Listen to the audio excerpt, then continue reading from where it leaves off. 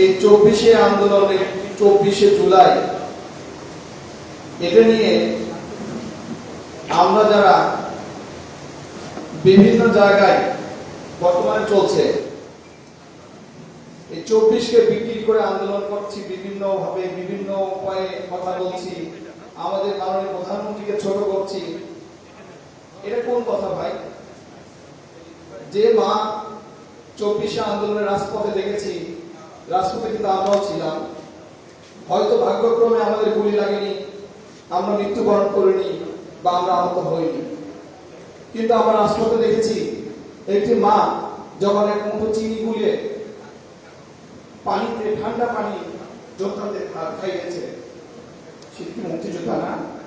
তাকে অস্বীকার করবেন আপনারা? পারবেন না। দেশের বেগম খালেদা জিয়া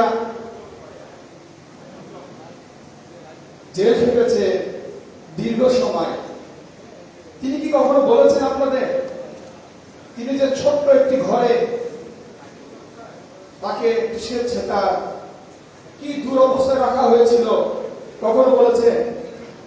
বলেনি।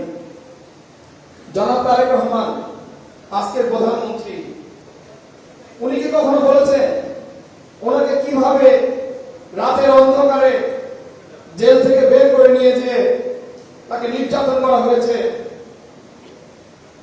কখনো বলেছে? কখনো বলেনি।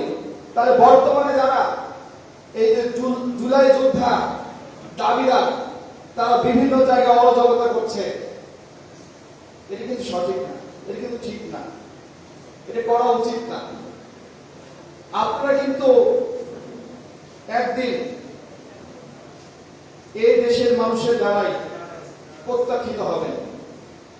তাই বলবো, ভাই আসুন আমরা সবাই মিলেমিশে এই দেশটা গড়ি। আমরা সবাই মিলেমিশে যেভাবে স্বৈরাচার উৎখাত করেছি, যেভাবে শেখ হাসিনার সরকার আমাদের ঘাড়ে চেপে বসেছিল, আমরা সবাই মিলে তাকে উৎখাত করেছি। বিএনপি কখনোই একক দাবিদার না।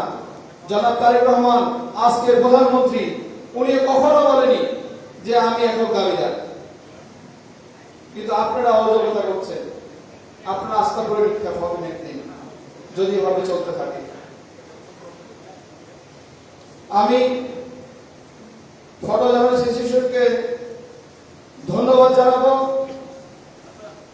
যে তারা আমাদের এই 24শে জুলাই সহযোদ্ধা ছিলেন।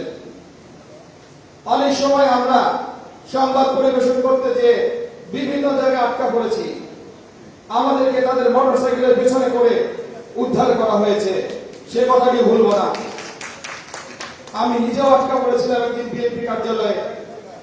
আপনাদের একজন সাংবাদিক আমার তার নিজের একটি আইডি ঝুলিয়ে আইডিটা উল্টো করে আমাকে ওই কার্যালয় থেকে উদ্ধার করে বের করে নিয়ে গিয়েছিল। আমি ভুলবো না, আমি স্বীকার করবো সারা জীবন। এখানে আমরা বিএনপি পরিবারের কিছু কথা না বললেই না, যেহেতু গত 24 বছর আমরা এই সংগঠনটি করে আসছি। যদিও এটি সৃষ্টি হয়েছে অল্প বছর আগে, কিন্তু গত 24-25 বছর জনাব তারেক রহমানের নির্দেশনায়, পরামর্শে কিন্তু আমরা এই সংগঠন কাজ করেছি সারা বাংলাদেশের মাঠে প্রান্তরে। আজ আমার সামনে বসে আছে এই সংগঠনের সেক্রেটারি কৃষিবিদ মকসুদুল মুমিন মিথুন। ও এখনো কাজ করে যাচ্ছে। হয়তো আমি ব্যস্ততার কারণে বিভিন্ন জায়গায় যে বিভিন্ন অনুষ্ঠানে উপস্থিত হতে পারি না, আমি তাকে ধন্যবাদ জানাই। এবং আজকে আমাকে এখানে সভাপতিত্ব করার জন্য ফটো জার্নালিস্ট শিশুকে ধন্যবাদ জানিয়ে আমি আমার সংক্ষিপ্ত বক্তব্য শেষ করছি। আল্লাহ হাফেজ। বাংলাদেশ জিন্দাবাদ।